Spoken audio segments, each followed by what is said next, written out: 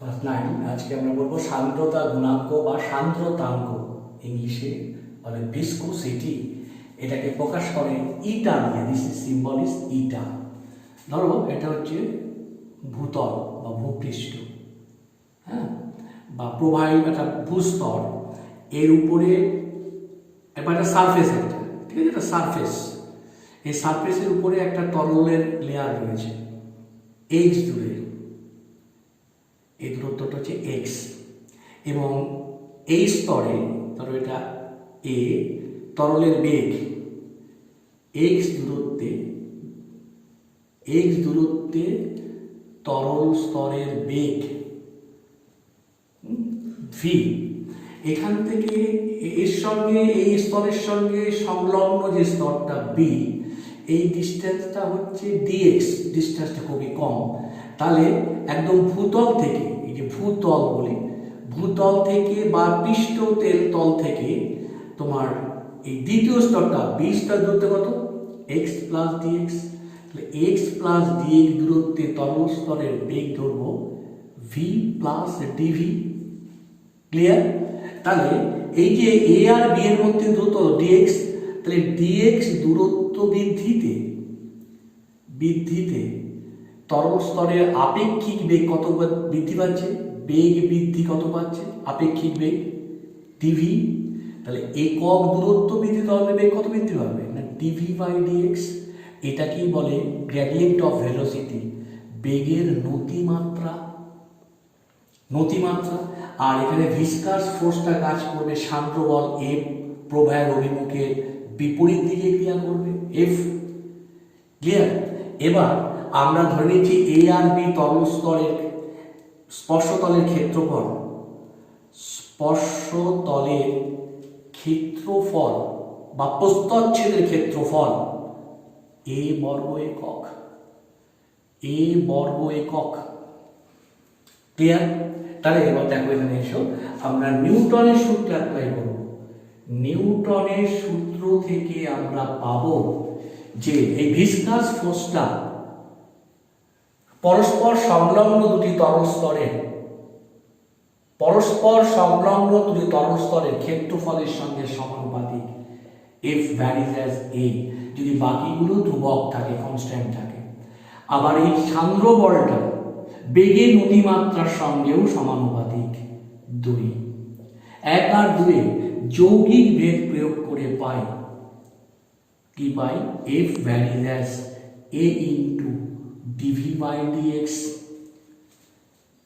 বা এফ সমান some constant eta into A into dv by dx.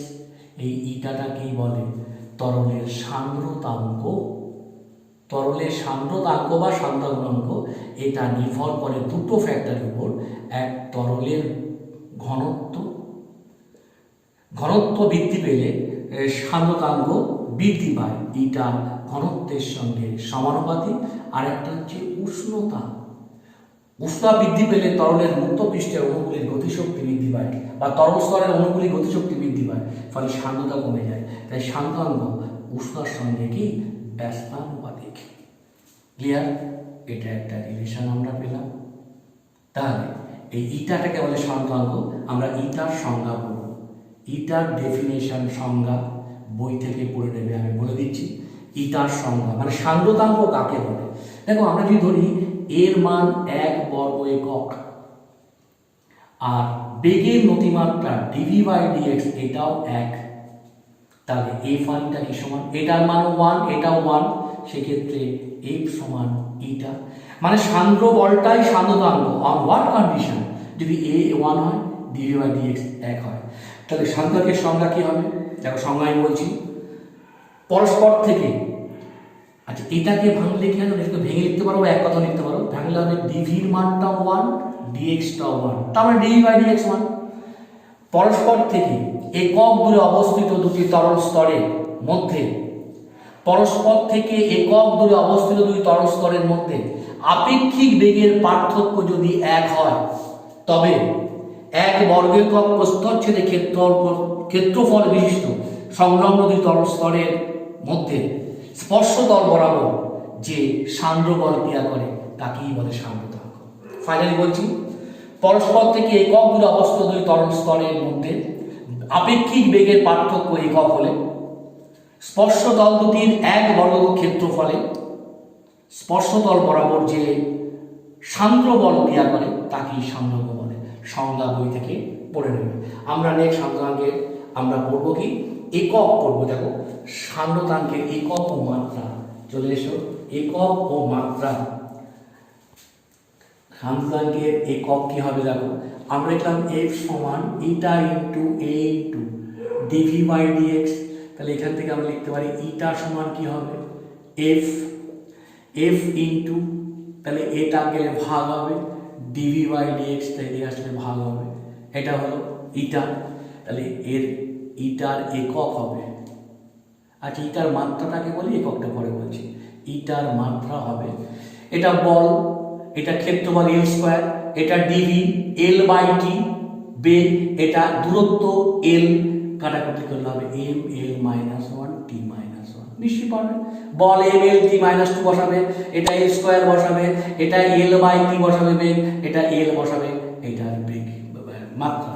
তাহলে একক কি হবে, ইটার একক সিজিএস এ হবে, দেখেন বল আছে এর সঙ্গে, ইটার বল dyne into second into centimetre minus two, একে পয়েস বলে, পয়েস। আর এসআইতে হবে, ডাইনটা হবে নিউটন, সেকেন্ড আর এটা হবে মিটার মাইনাস টু, এটাকে বলে পয়সয়। বিজ্ঞানী পয়সয়ের নাম অনুসারে পয়সয় বলে, বা এটাকে ডেকা পয়েসও বলে, কেউ ডেকা পয়েসও বলে। তাহলে আমরা লিখতে পারি ওয়ান পয়সয় সমান বা ওয়ান ডেকা পয়েস সমান 10 পয়েস।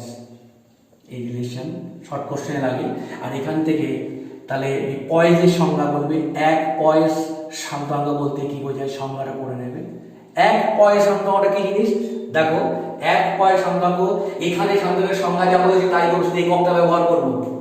পরস্পর থেকে 1 সেন্টিমিটার দূরে অবস্থিত এক, এবং তার দুটি তলস্তরের বেগের পার্থক্য 1 সেন্টিমিটার পার সেকেন্ড হলে 2, উহাদের স্পর্শনের ক্ষেত্রফল যদি 1 বর্গ সেন্টিমিটার হয় 3, তবে স্পর্শতলে যদি 1 ডাইন সান্দ্র বল ক্রিয়া করে তবে সেই সান্দ্রাঙ্কে বলা হবে 1 পয়েস।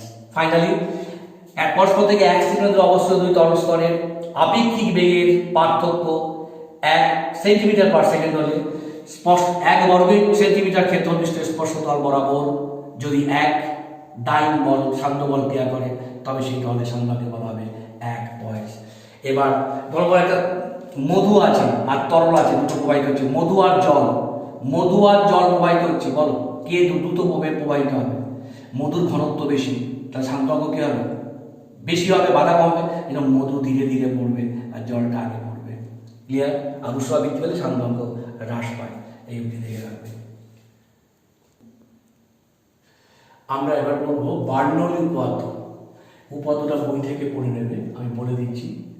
দুটো উপপাদ্য আছে বার্নৌলি নীতি বা উপপাদ্য।